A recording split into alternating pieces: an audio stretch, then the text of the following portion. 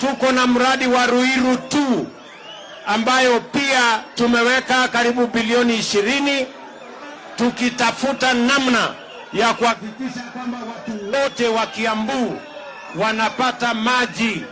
Ndio dunia ya Kenya ikisonga mbele, Kiambu inatangulia. Ndego kana tikuo. Tunakubaliana? Vile vile hapa Kiambu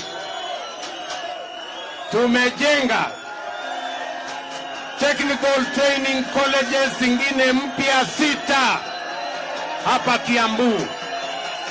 Ndio tuhakikishe ya kwamba watoto wa Kiambu vile vile wanasomea ufundi na teknolojia. Wewe nani usikie hiyo story? Sijui kama tunakubaliana. Tunakubaliana? Bas, boss. Boss. Tumekubaliana. Ile mpango yetu ya Big 4 ambayo bwana Kitendawili alikuja akasambaratisha. Mimi na waahidi mambo ya ajira ya vijana, mambo ya kilimo, mambo ya matibabu, tutaunganisha Big 4 na hii bottom up, ndio tuhakikishe ya kwamba tunatimiza ahadi zetu kwenu kama watu ambao mulitupatia nafasi ya uongozi. Tunakubaliana jameni? Tunakubaliana? Na mimi nawaambia hiyo mpango ya bottom up, tumesema agenda priority number 1 ni kuhakikisha kwamba hawa vijana wa Kenya wako na certificate, wako na diploma na degree.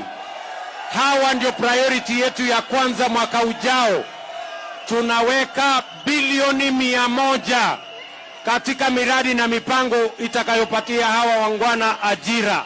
Priority number 1. Nyinyi mnanielewa? Priority number 2, tunahakikisha ya kwamba wafanyabiashara hawa wote ambao wanasumbuliwa na mashailok, wengine wamekopesha pesa kwa Fuliza, wengi wamewekwa huko kwa CRB, tunaweka hazina maalum ya micro, small and medium enterprise kuinua biashara ya wale walio chini katika agenda ya bottom up. Mimi nauliza nyinyi watu wa Witeithie, mimi nawauliza, sisi tulipanga 2013 tukaunda serikali, tukajenga reli, tukajenga mabarabara, tukaunganisha stima, tukajenga matiti, tena tukaunda serikali 2017 watu milioni 8.